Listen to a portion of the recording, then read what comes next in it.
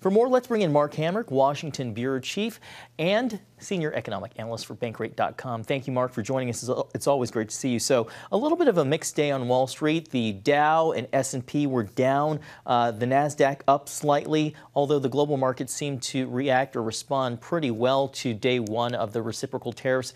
Meanwhile, Mark, other countries like Brazil are scrambling. While President Trump says tariffs means billions more flowing into the U.S. economy. Mark, what's your take? First of all, John, good to be with you. Somebody's paying that money, and we know that that has to be paid by business and to some degree passed along to consumers. So I don't know that a lot of Americans have raised their hands saying they look forward to paying more to send money into government coffers, but that seems to be part of the spin the president is making. We know the risks from tariffs are essentially twofold: higher prices, slower growth. When we've begun to see slower growth, the job market has been slowing. We saw that in the recent employment data. The good news, if any, about this beyond what we're already discussing, John, is that we know this is a so-called work in progress. So what we believe and know today may change in the coming days as countries seek exemptions or better agreements. But the other part is that it will take a while, indeed perhaps months, for these tariffs to take effect in the economy because, for example, it takes a long time from a boat to move around the world from Asia, for example. You said it will take some time, but it seems like, based on some reports that I've read today, that we're already seeing some of those effects, like McDonald's saying that lower income consumers are not shopping or not purchasing meals there anymore, or they're not getting their low economic values.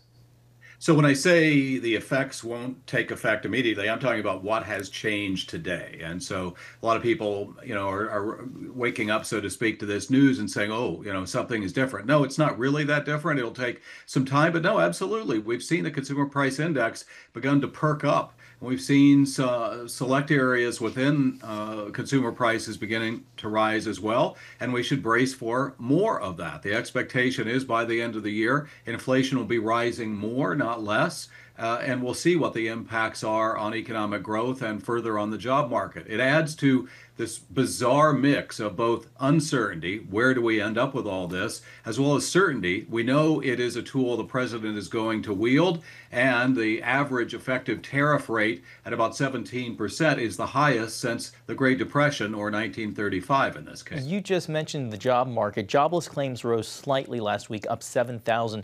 The numbers come after Friday's July jobs market report sent the markets into a tizzy. What's your take on the state of the job market right now?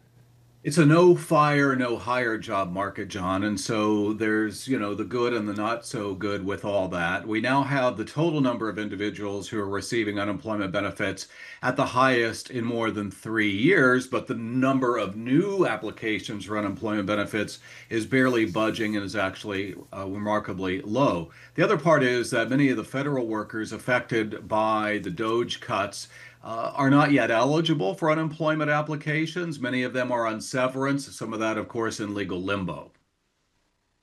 Hamrick with Bankrate. We always appreciate your time and your insights, Mark.